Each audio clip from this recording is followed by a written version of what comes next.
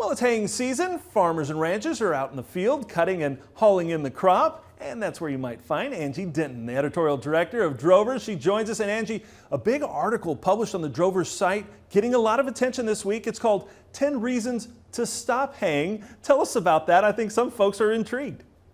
Yes, it's an article that really challenged beef producers to think about if making hay is an indicator of being profitable or not profitable in the cow-calf enterprise today. Missouri Extension State Forage Specialist Carson Roberts says beef producers think making their own hay is the cheapest way to feed cattle through the winter.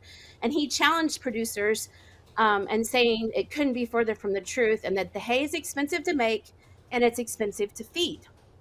In the article, Roberts shared 10 key reasons why producers should quit making hay.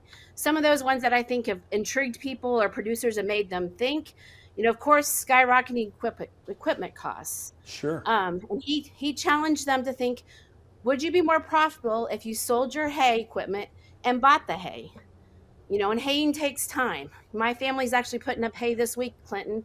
And so time is a valuable resource on a farm and ranch. And so is that time worth it to put that hay up? He challenged them to think about profitable alternatives. He suggested custom grazing stockers or adding value to your home raised cattle through excess springtime forage.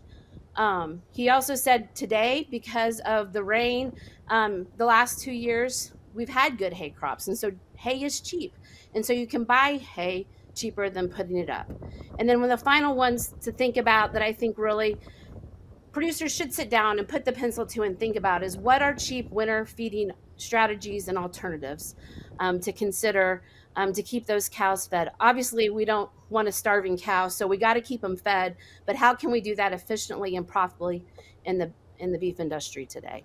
Well, it's really interesting, and I thought the profitable alternatives, could you graze that pasture or that field and make more money than you can if you're haying it? I thought that was really interesting. And of course, this cheap winter feeding, are there stalks in your neck of the woods, milo, corn stalks, what have you, to be able to get those cattle out there? Super interesting article, Angie. Really appreciate you joining us.